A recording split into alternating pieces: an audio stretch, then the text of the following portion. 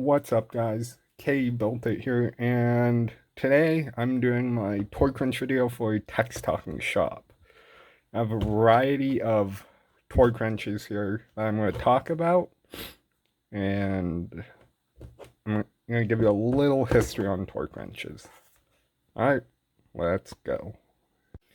Okay, so here I have 4 torque wrenches laid out. And this one's kind of unique, so we'll get to it. But starting with this one, the label, I know it's gone.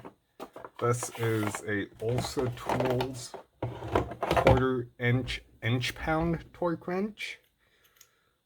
Goes from 30 to 150 inch pounds and 4 to 16.5 Newton meters. It is reversible. And I can't remember what the accuracy percentage is off the top of my head. It's up on your screen right now. Also, I keep a 1/4 3/8 adapter in here. So these 2 Husky torque wrenches, I think the design's been updated. I'm not 100% sure. I know the case has. I'm not sure if the tool itself has, but I've had these for 5 years. Yeah, they got the plastic comfort grip. I like them. Again, accuracy percentage is up on your screen.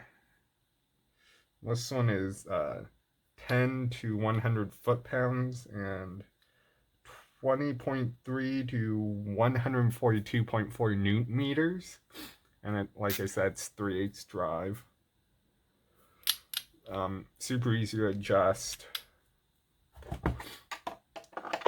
This is probably the torque wrench I use the most. I mean, brake jobs, drain bolts, engine components, you name it. And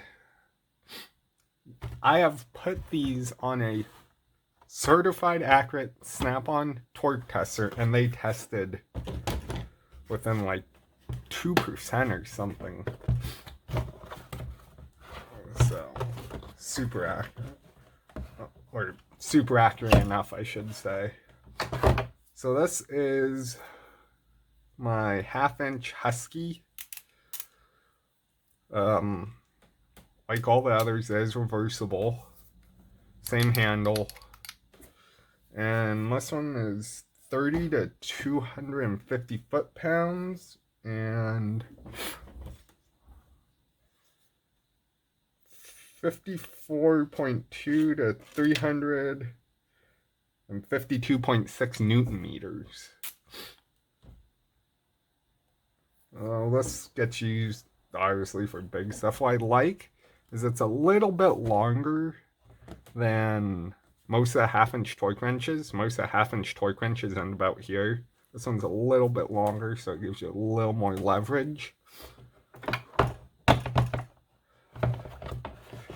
And if your torque wrench came with the case, keep it in its case.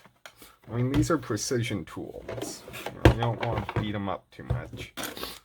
So this is a SR torque wrench, Studevant, Richmond, if I pronounce that correctly.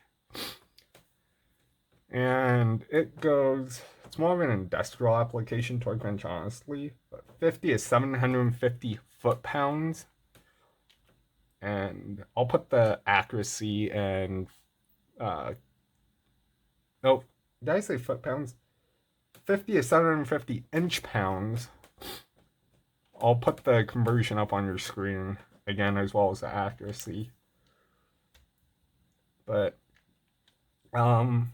Student Richmond was, first of all, it's Man USA, I believe Iowa.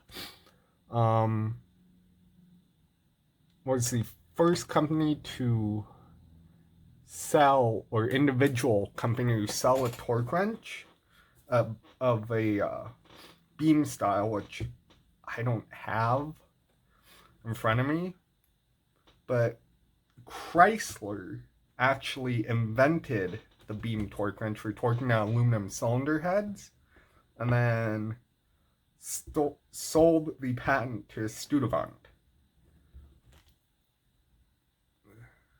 So then Chrysler contracted Studevant to make the torque wrench.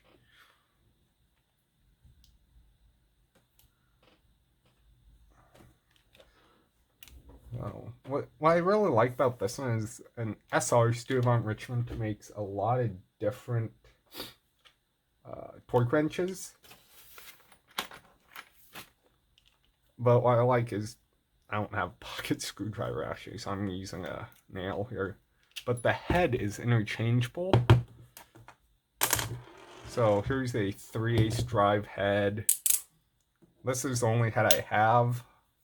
But they do make a quarter. They make every drive size head, honestly. And the really cool thing they make is a wrench adapter. So it's like a crow's foot, but with this end.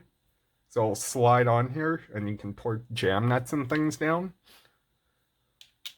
Because the accuracy of your torque wrench relies on from the center of the drive anvil to the center of the handle. That's why, like, the snap-on Teck angles have a line in the center where they want your hand to go. So let's say you put a crow's foot on here and make this longer. You have to do a mathematical calculation to adjust for the added length. But if you put it at 90 degrees, you know what? Let me get a crow's foot. Hold on. Okay. And then back. So if you put a crow's foot like this, you're effectively extending the length of the wrench overall, which throws off your torque value. So if you put it like this and tighten this way, you're not extending the length from the center to the center of the handle, so your torque value does not change. This is the way that if I have to put a crow's foot on a torque wrench, for example, I'll do this with flare nut crow's feet on ABS modules or brake systems or even jam nuts, honestly. This is how you do it, because then your effective length does not change and your torque value does not change.